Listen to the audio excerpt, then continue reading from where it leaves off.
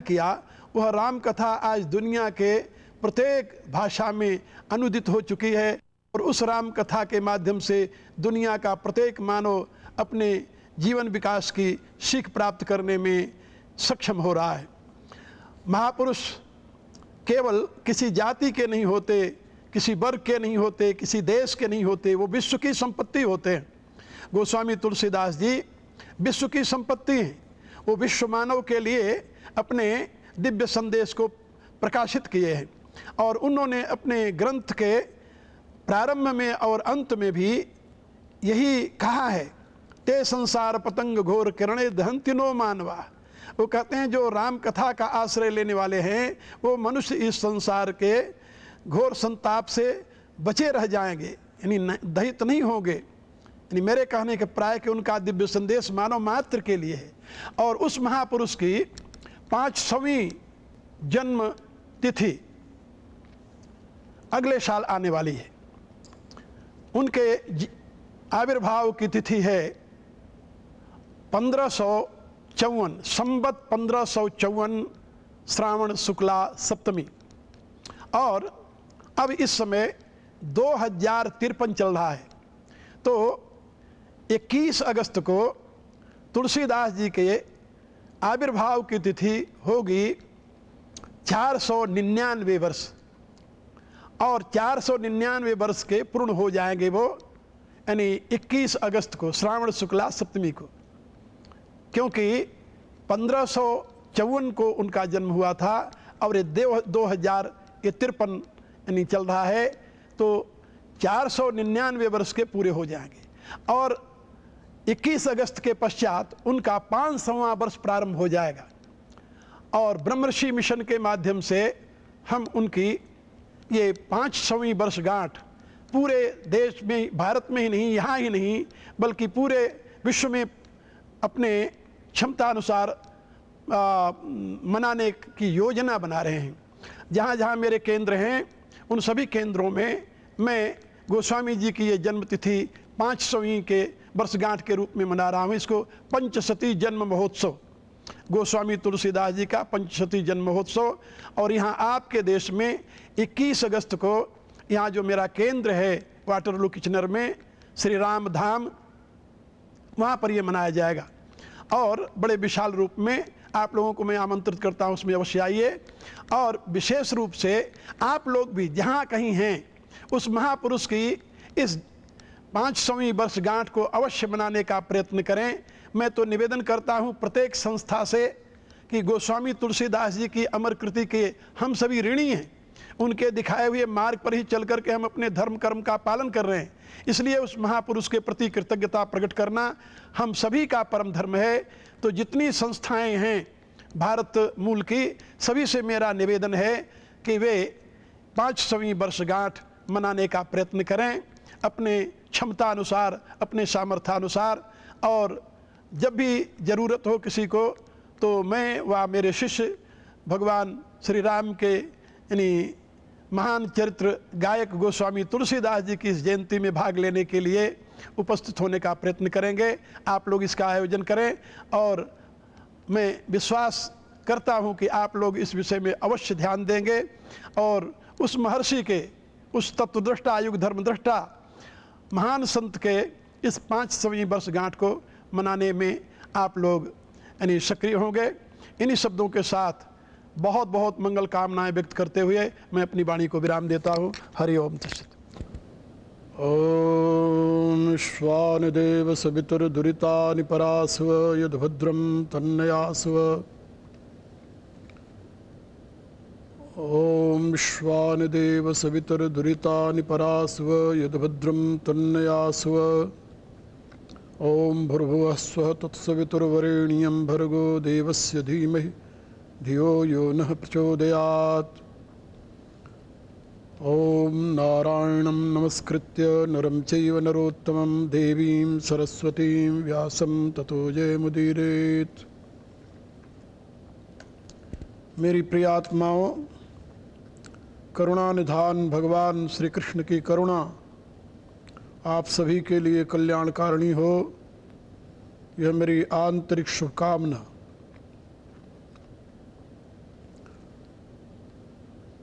आप लोग जानते हैं हम सनातन धर्मी प्रतिवर्ष भाद्रपद की कृष्णा अष्टमी को भगवान कृष्ण का अवतरण दिवस मनाते हैं।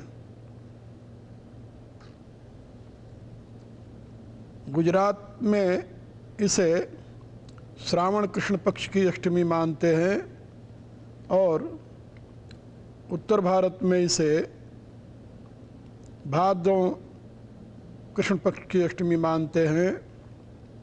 तिथि वही है, उनकी गणना में थोड़ा सा अंतर है।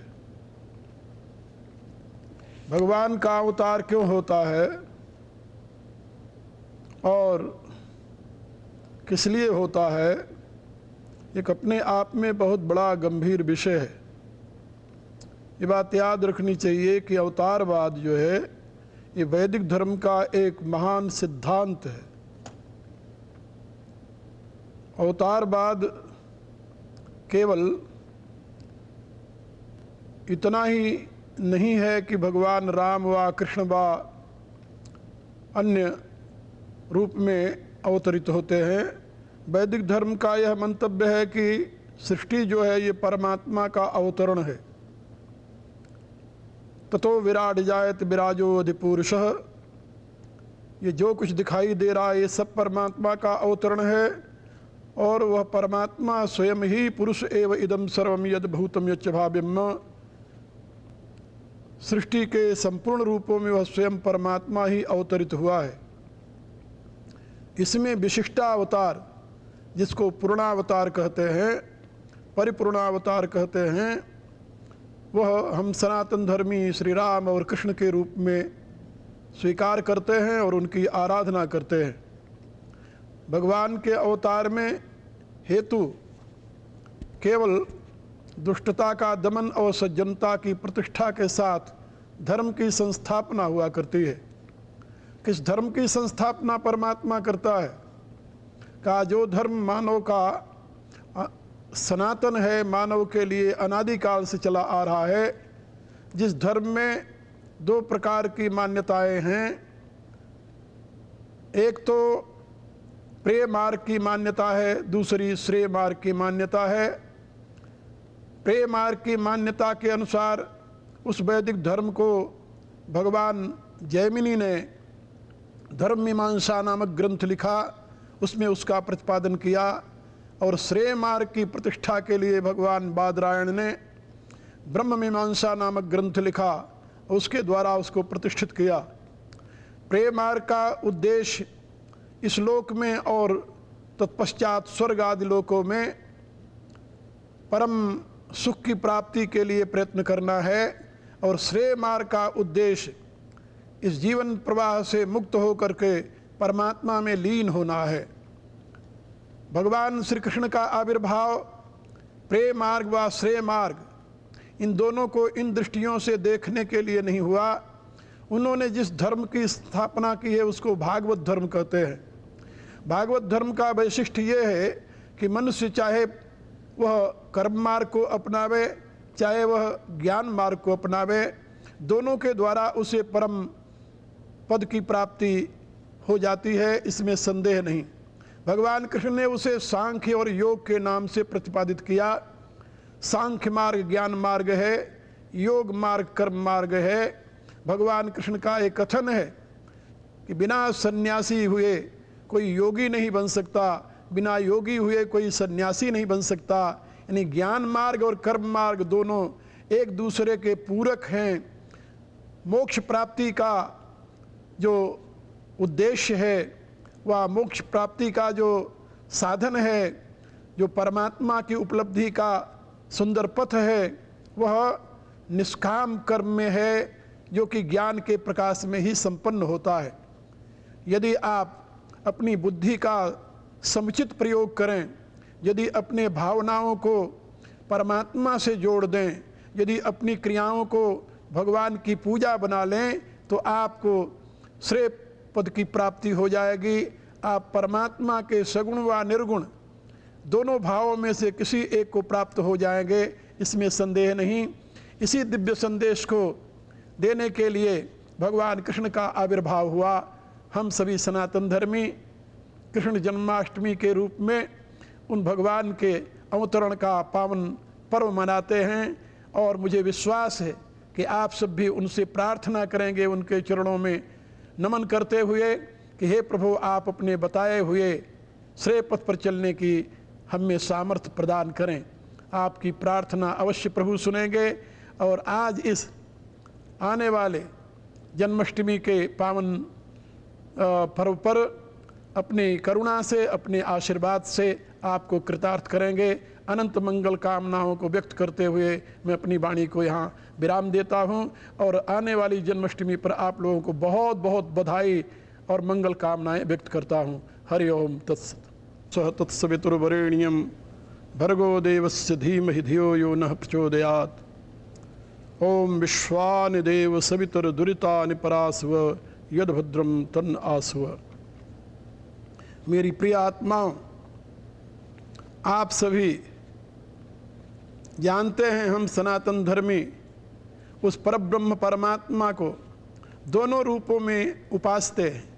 हम उसे माँ के रूप में भी स्वीकार करते हैं और पिता के रूप में भी स्वीकार करते हैं, क्योंकि ये वेद की घोषणा है, न स्त्री न पुमानेश न चैवायं नपुंसक यदेत शरीरम मां दत्ते तेन तेन प्रयुज्यते।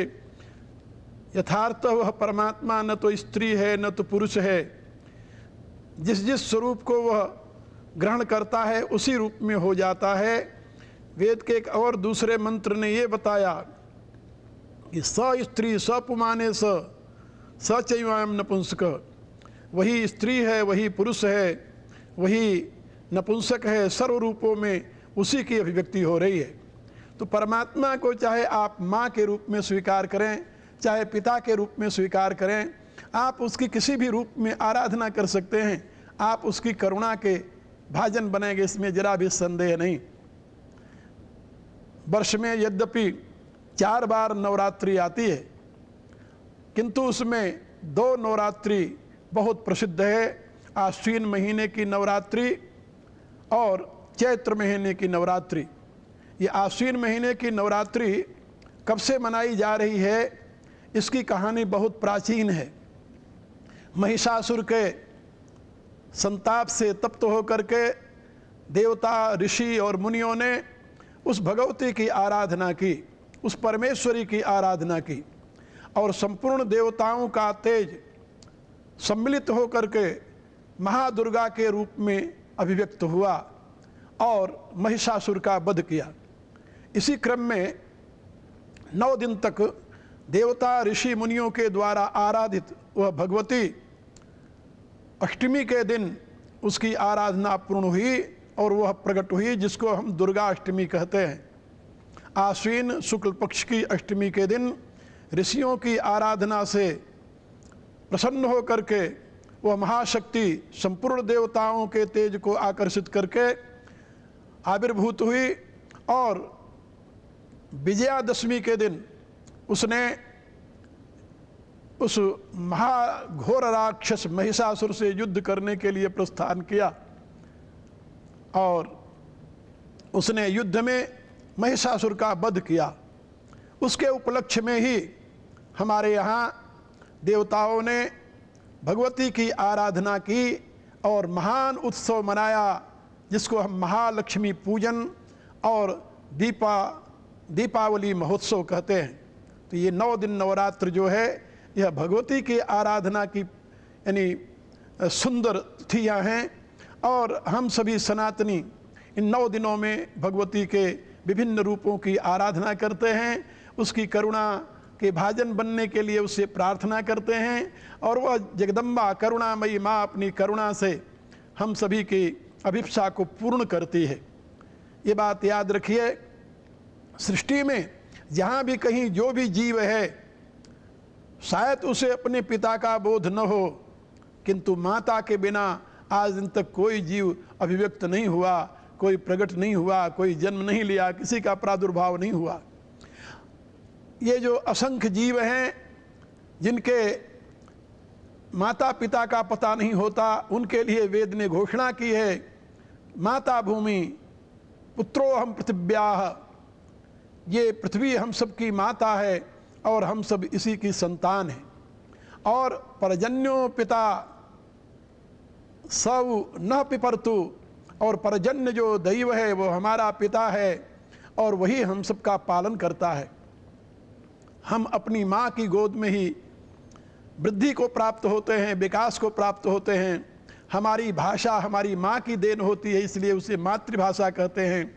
हमारी संस्कृति हमारी माँ की देन होती है, इसलिए उसे मातृ संस्कृति कहते हैं। हमारा धर्म उसी माँ की देन हुआ करता है, जिसलिए हम उस माँ की आराधना धर्म रूप से करते हैं। इसलिए वह पराम्बा भगवती सर्वेश्वरी जो संपूर्ण दिव्य शक्तियों का एक अभिव्यक्त स्वरूप है, हमें चाहिए कि हम उसकी आराधना करें नवरात्रों में और उससे प्रसाद प्राप्त करके अपने जीवन को धन्य बनावें। इन्हीं मंगल कामनाओं के साथ आप लोगों से विदा लूँगा। आप लोग जानते हैं ये दिव्य दुर्गा ज्योति की तरफ से जो ये कार्यक्रम आयोजन किया जाता है, जिसके माध्यम से आप मेरी बातें सुनते हैं, उसके संयोजकों को मैं इस भगवती के उपासना के अवसर पर बहुत बहुत आशीर्वाद देता हूँ, मंगल कामनाएं व्यक्त करता हूँ। श्रोताओं को भी और आयोजकों को भी बहुत बहुत आशीर्वाद। फिर मिलेंगे, फिर आपसे चर्चा करेंगे। हरि ओम तत्सत। ओम यो वै श्रीरामचंद्र स भगवान अद्वैत परमानंदात्मा यत्परब्रह्म भूर्भुवः स्वः तस्मै वै नमो नमः। ओम रामं रामानुजं सीतां भरतं भरतानुजं सुग्रीवं वायुसूनं च प्रणमामि पुनः पुनः। ओम शांति शांति शांति। ओम मेरी प्रिय आत्माओं, आप लोग जानते हैं कि प्रतिवर्ष हम दीपावली को महापर्व के रूप में मनाते हैं। भारत का यह राष्ट्रीय पर्व भी है और इसे बहुत ही विस्तार के साथ धूमधाम से मनाया जाता है। यह पर्व कब से मनाया जा रहा है, इसके विषय में कोई निश्चित तिथि नहीं बताई जा सकती। जब भी कोई भारत में विशिष्ट कार्य होता है, विशिष्ट प्रकार की घटना घटित होती है, तब इसी प्रकार से दीप जला करके अपने अंतर के प्रकाश को अभिव्यक्त करने की प्रक्रिया चली आ रही है। जैसा कि मैंने पहले आप लोगों को एक बार बताया था कि महिषासुर के आतंक से पीड़ित देवता, ऋषि, मुनि, मानव समाज भगवती परमेश्वरी की आराधना करके उसे प्रकट किया और वह महिषासुर का वध किया। वध करने के पश्चात उसकी पूजा के रूप में एक महान उत्सव मनाया गया, जिसे महालक्ष्मी पूजन कहते हैं, और उसी का दूसरा नाम दीपावली है अथवा दिवाली है। यह त्यौहार हमारे ऐतिहासिक, सांस्कृतिक, धार्मिक और वैचारिक सभी परंपराओं का प्रतीक है, सभी परंपराओं का अवबोधन कराता है। आज से 5000 से भी अधिक कुछ वर्ष हो गए हैं जब भगवान कृष्ण का आविर्भाव हुआ था। उससे पहले त्रेता के अंत में भगवान राम का आविर्भाव हुआ था। भगवान राम जब रावण के ऊपर विजय प्राप्त करके अयोध्या लौटे, उसके बाद में जब उनके भुजाओं का पूजन होने लगा, तो उस समय भगवती जानकी ने कहा कि अभी तो महारावण जीवित है, सहस्रमुख रावण जीवित है, जब तक उसका वध न किया जाए तब तक आप विश्व विजयी नहीं होंगे। भगवती के इस प्रश्न को सुन करके, इस शब्द को सुन करके भगवान राम ने उस सहस्रमुख रावण के ऊपर आक्रमण किया, जिसकी कथा अद्भुत रामायण में वर्णित है। और उसमें उस महारावण का वध भगवती ने किया, श्री जानकी जी ने किया, और पश्चात फिर ये दीपावली महोत्सव राम और सीता के विजय उत्सव में मनाया गया।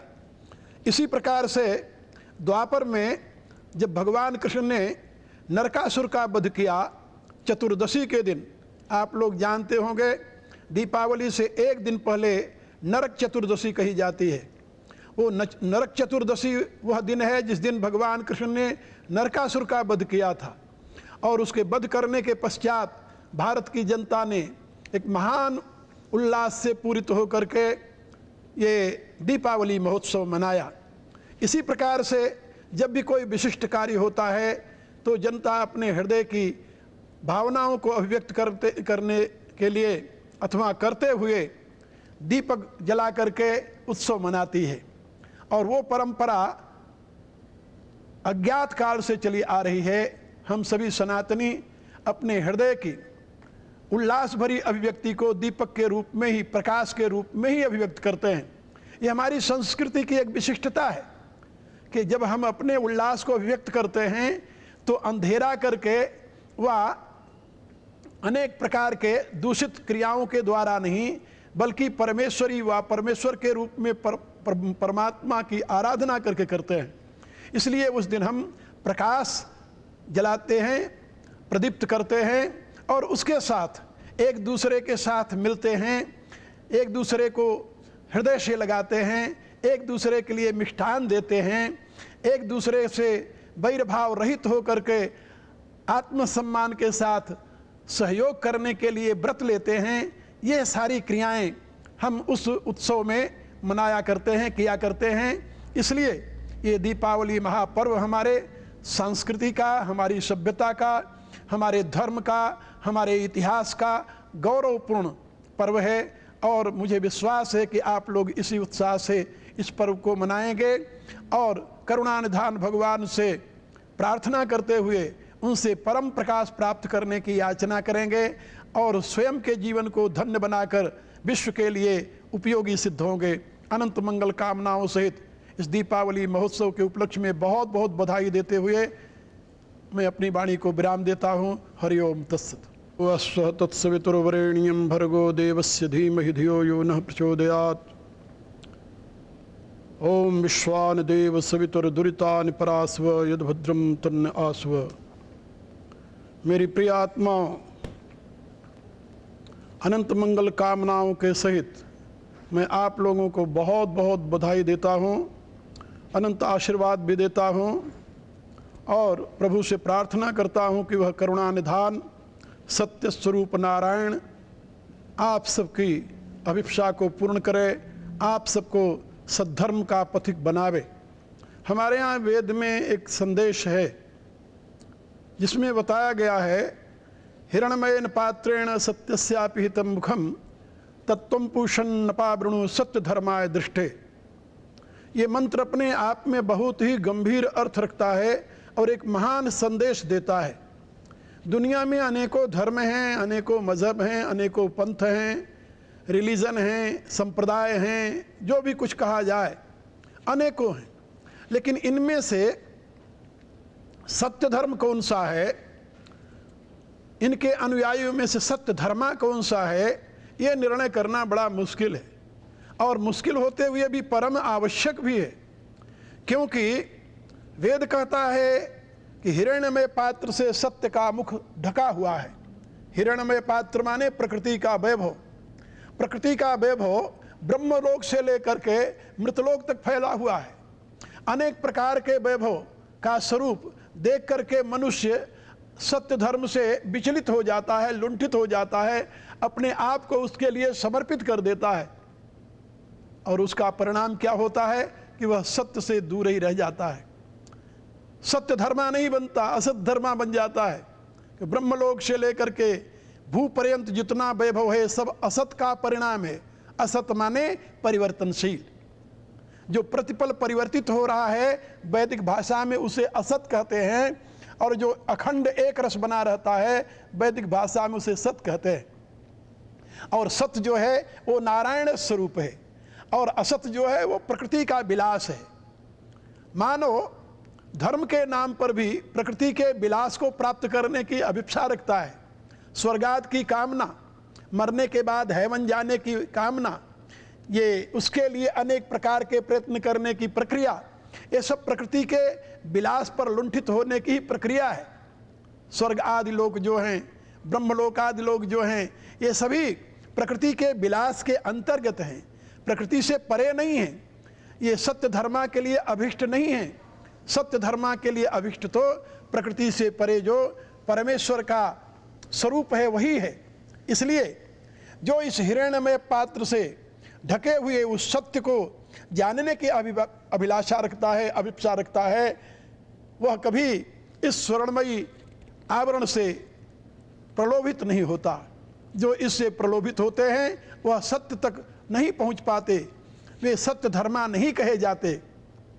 हम सभी विशेष रूप से प्रत्येक मास की पूर्णिमा के दिन सत्यनारायण भगवान की आराधना करते हैं।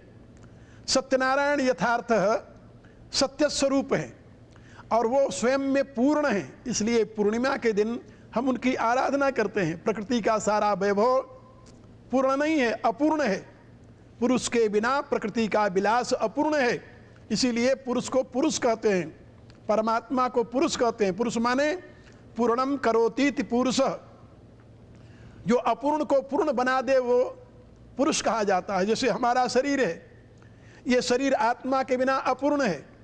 सुंदर शरीर हो लेकिन उसमें आत्मा न हो तो अपूर्ण माना जाएगा, और यदि उसमें फिर आत्मा का प्रकाश हो जाए तो वही जीवन पूर्ण माना जाता है। इसी रूप से सृष्टि का सारा वैभव है, ये सब अपूर्ण है। यदि इसमें पुरुषोत्तम का प्रकाश हो जाए तब ये पूर्ण होता है। इसीलिए पूर्णिमा जो है वह पूर्ण परमेश्वर का अवबोधन कराती है, और पूर्ण परमेश्वर ही सत्य है और वही नारायण कहा जाता है।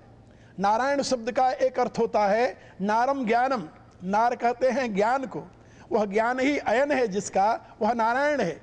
ज्ञान के द्वारा जो प्राप्त किया जाए वो नारायण। अयन के दो अर्थ होते हैं, स्थान और मार्ग। जैसे उत्तरायण दक्षिणायन आदि में अयन का अर्थ रास्ता है, मार्ग है, और अयन माने निवास स्थान भी होता है।